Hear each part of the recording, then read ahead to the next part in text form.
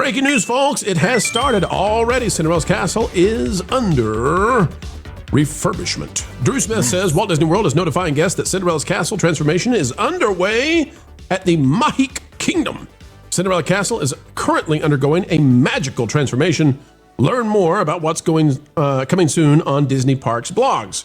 Now, for all of you out there who are wondering what does this mean for you and your family, if you're at Disney World, it means that in the mornings you're going to see a crane and construction crews and all that kind of stuff. But the good news is, other than ruining your time at the Crystal Palace before the park opens, it's not going to be so tragic because you can still enjoy Magic Kingdom with Cinderella's Castle in the afternoon, get your photos with all that stuff hidden away in the now no longer wet moat around it. This is not the only construction happening, though, at Disney World at this moment. If we go to Attractions Magazine, take a look at this, ladies and gentlemen. We've got some real work going on in Animal Kingdom. Finally, it's no longer just a dirt pit or a boneyard.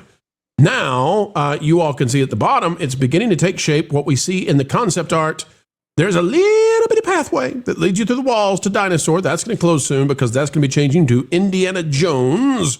But now you can see that the carousel, which will be where the former boneyard is or was, is now taking shape.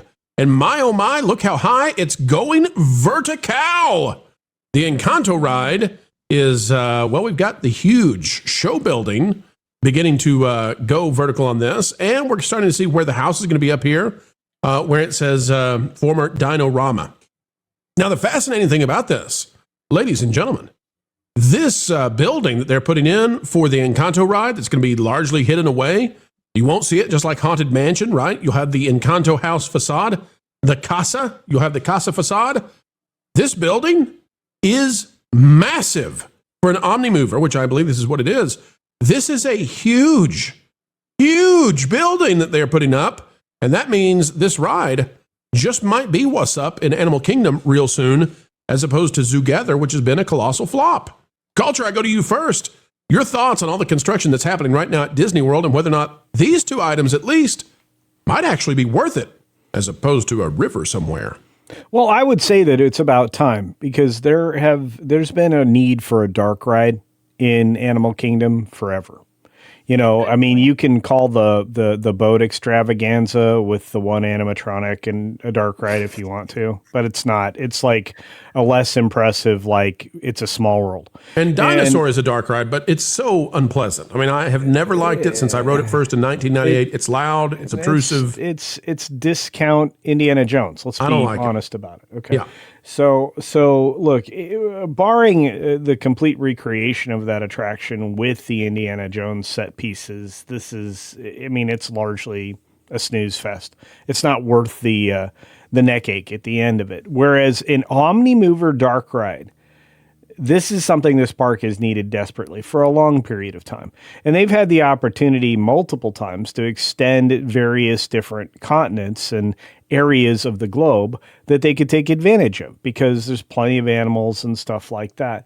The fact that they're tying it to something else that's IP is just a huge problem with the Iger era. It's like nothing ever produced under him, and I'm talking about being made, is detached from IP. In fact, he's so desperate for relevance that he tries to tie IP to things that were created long before he got there. The worst example of that is the Tiana disastrous mud pile. That is just embarrassing to everybody, including the people that write it. Because there are no mountains in Louisiana, thus a mud pile is apropos. MJ, Culture's exactly right. We're looking here at the entrance area that will be gone soon, replaced by Indy, but was and is Dinosaur. And MJ, I got to say that the reason Culture is right is because, again, Disney has all the land in the world that they need, and they could have given us a Central America, Latin America, South America, whatever they want to do. They could have given us that land in addition to having dinosaurs. And MJ, my worry is, Encanto's popular now. In 20 years, will it be popular? I don't know. But I do know that little boys and girls are always going to love dinosaurs. I am a big fan of dinosaurs. I know you guys said you guys weren't that crazy about that attraction, but I really, really enjoyed Dinoland USA.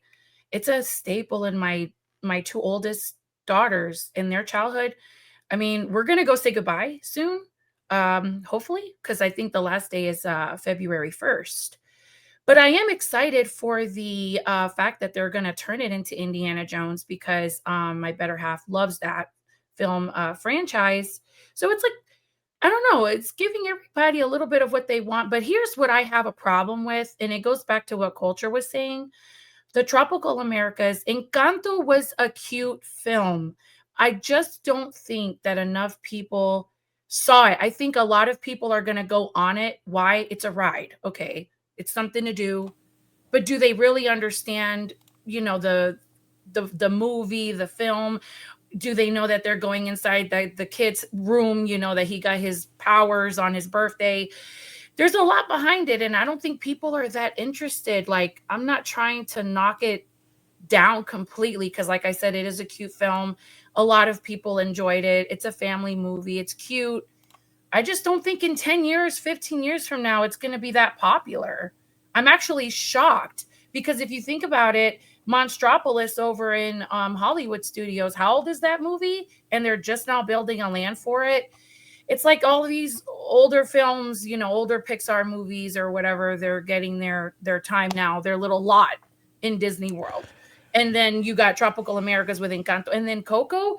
I think Coco is more of a popular movie than Encanto. I think they're taking a risk putting an Encanto ride in Tropical Americas. That's just they've already taken advantage of Coco. They could have done even more. They have a beautiful area there adjacent to the pyramid that's currently in Epcot where they could have built a Coco attraction. There's an expansion pad right there and one behind that pyramid and one adjacent to that. So they could have built a massive show building and done, as you suggest, Coco. Either way, I'm just going to say the recent capitalization of previous Disney films hasn't worked out well. Tiana's disastrous mound of mud is just such a mess that it's decreased the popularity of the most popular attraction in Magic Kingdom, let alone Disney parks. So it is an embarrassment, in my opinion, if Disney were to release the numbers before and after.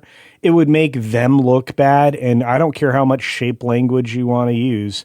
You're not going to be able to explain why this is such a piece of garbage compared to the previous attraction. Mm-hmm.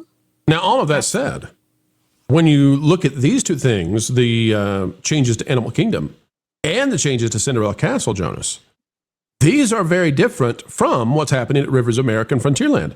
I think that people are genuinely excited for what comes next. They want to see the castle looking better. They want to see we believe, lighting upgrades that are coming.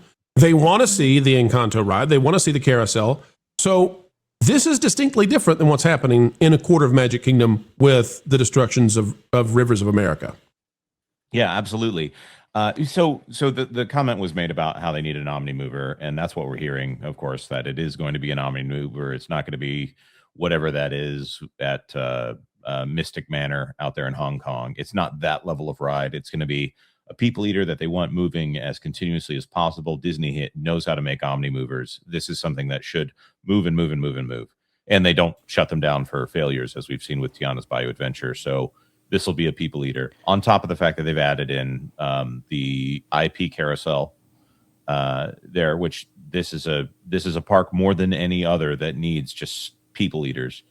This is taking an area which had probably for a long time one of the better rides at Animal Kingdom. It was not one of my favorites, and they're replacing it with something that is more like one of their classic Disneyland attractions.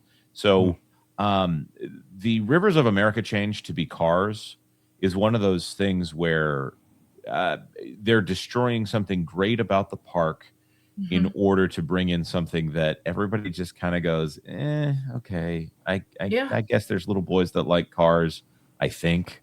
None of my kids are in that phase of life. Jonas, you don't understand. You don't understand. This is a necessary downgrade. Exactly. Taking out a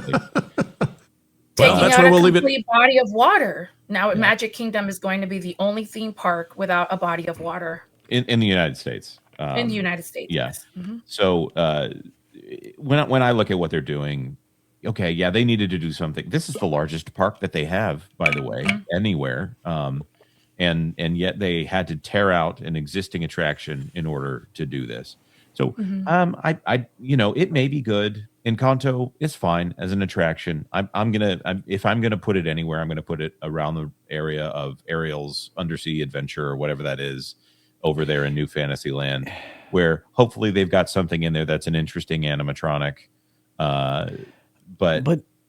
But I don't have a lot of hope. It should be a book report ride, but they're allergic to book report rides because they've heard that that's not cool. And by the way, people are only riding Tianas to get a good view of the construction pit that's going on where Rivers of America used to be, because you have a perfect angle, literally. Except for JD Vance. It's JD Vance's favorite ride. I look at it and, set aside the book report aspect of all the great, Omnimover attractions that ever existed, including most of the rides that are in Fantasyland and Disneyland. The biggest park being Magic Kingdom, the smallest park, honestly, as far as landmass, would be Disneyland, right? Or am I incorrect? And if that's the case, do you realize there are 65 attractions in Disneyland versus less than 65 across the entirety of Disney World? Wow. Well, you got to spread them out there. That's why we say that Animal Kingdom needs what's coming. It's why Hollywood Studios still needs expansion, although they've locked themselves in. And it's why Epcot is missing so many of those minor attractions. These are not full theme parks anymore. Only Magic Kingdom at Disney World is. The others are half-day parks by design after billions spent on them to supposedly upgrade. But instead, what's on the way seems to be, hey, let's see how much we can reduce so that you have to use Lightning Lane since there's so little to do. Thanks for watching That Park Plays News. For more information, consider checking out www.thatparkplace.com. And don't forget to subscribe, share, like, and send this out on your favorite social media accounts.